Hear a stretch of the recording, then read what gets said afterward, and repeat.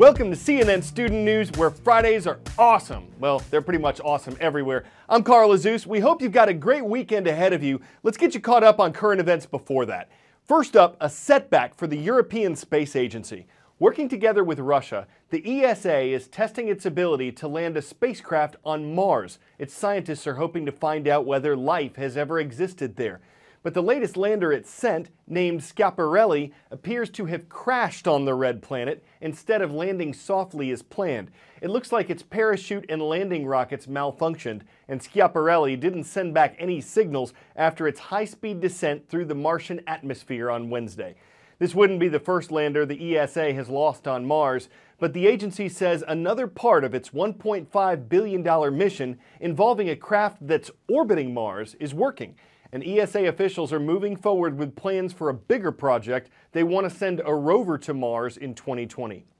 Next to the Philippines, the Pacific Island nation's been hit by 2 typhoons in 1 week, and both of them were the equivalent of Category 4 hurricanes. At least 3 people were killed last Sunday when Typhoon Sarika made landfall in the northern Philippines. Thousands had to leave their homes. And then on Thursday, the cleanup began again, this time from a typhoon named Haima. It hit the northeastern Philippines, affecting crops, buildings, and as many as 2.7 million people in some way. Both systems were headed to China afterward, where hundreds of thousands were evacuated and recovery teams were deployed. Meantime, a political storm is brewing between the Philippines and the U.S. Philippines President Rodrigo Duterte has spoken out recently against U.S. President Barack Obama. And though the U.S. and the Philippines historically have been allies, President Duterte appears to be pivoting, realigning his country more closely with China. During his visit to China on Thursday, he announced his, quote, separation from the United States.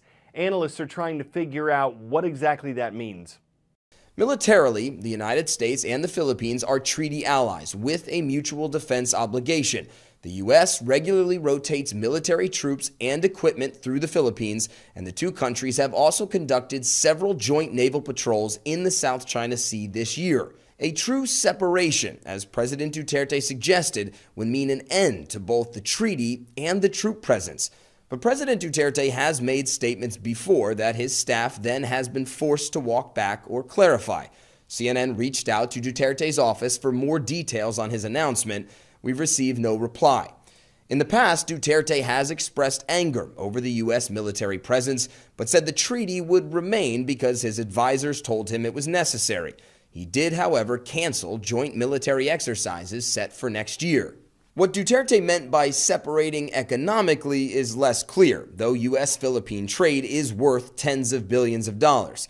In that same speech, the president also indicated what he has said for months now, that he wants to leave the U.S. behind in exchange for new, stronger allies. Last week, we told you how the U.S. government has accused the Russian government of hacking into American computers and stealing political documents. This subject came up again during Wednesday night's U.S. presidential debate. Some of the information that's been released from the hacks has been damaging to the Democratic Party. The Obama administration says Russia is meddling in the upcoming election, something that Russia has repeatedly denied. But what could happen next if a fight broke out in cyberspace? The U.S. has now publicly blamed Russia for hacking the U.S. election. So what are its options to respond?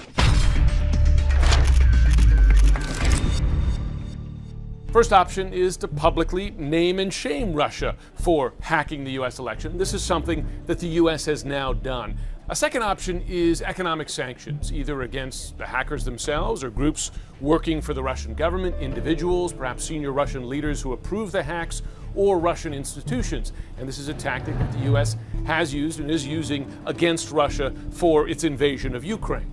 Another option is to file criminal charges against the hackers or hacking group. Trouble with that is you have to meet a very high legal standard to pursue those charges. A further option would be a diplomatic response, perhaps in the UN, perhaps punishing Russia on other areas of agreement.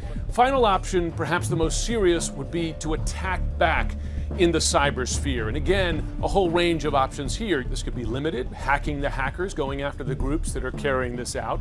Could be something similar to what Russia has done here to the U.S., exposing what could be embarrassing information about senior Russian leaders, or something more serious, cyber attacks that could, say, turn the lights out in Moscow. The trouble with these options, one, you have to be certain that it is Russia that's doing this, but also the bigger fear, and this is something, a particular concern to the Obama administration, is escalation.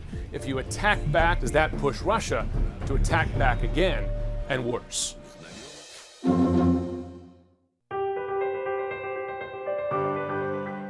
You don't have to look too far to see examples of cyberbullying, particularly at the grade school level, or the programs that try to reduce it.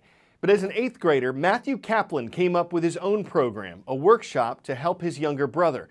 And that led to something that's been shared with more than 4,600 middle school students, mostly in Arizona. School is supposed to be this positive place where people can be themselves. And when you're bullied, you feel like you're on the outside. You feel alone. My younger brother Josh and I were always really close. In middle school, Josh started to receive text messages and emails telling him that he was stupid and worthless. So I took action. In 8th grade, I decided to create a program just for my brother's class. The B1 project is an interactive program for middle school students. We start the day with icebreaker games to get kids up, meeting new people. We're each going to take time to share a little bit more about ourselves. And as we build that sense of trust and community, if you really knew me, you'd see that. Then we slowly start to incorporate elements of anti-bullying. I act very kind of outgoing so that I don't have to talk about the harder stuff. The program just brings people together. If you have ever received a text message that had a hurtful message, when kids see that their classmates have similar struggles, they realize that they're not alone. So put your ones up if you're willing to be open to creating the school environment that you want to see. Everyone should be able to go to a school where they feel valued and accepted by their classmates. And I want to make sure that they can.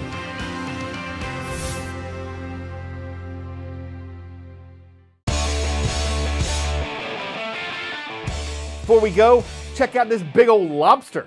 A fisherman in Bermuda caught it a day after Hurricane Nicole hit the island. Marine biologists think the storm brought the deep water bottom feeder closer to shallower surfaces. For perspective, the average lobster weighs about a pound. This one weighs 14. Too bad it wasn't caught with a bucket of drawn butter. That didn't matter anyway, though. It was released shortly afterward back into the deep blue sea. More like a crush station. You couldn't lob it back into the ocean. Instead of a carapace, it had a scarapace. Needed an XL exoskeleton to cover the long langoust. But even though a storm lobstered it up, it's now free and probably feeling a lot less crabby. I'm Carl Azus. We'll see you Monday.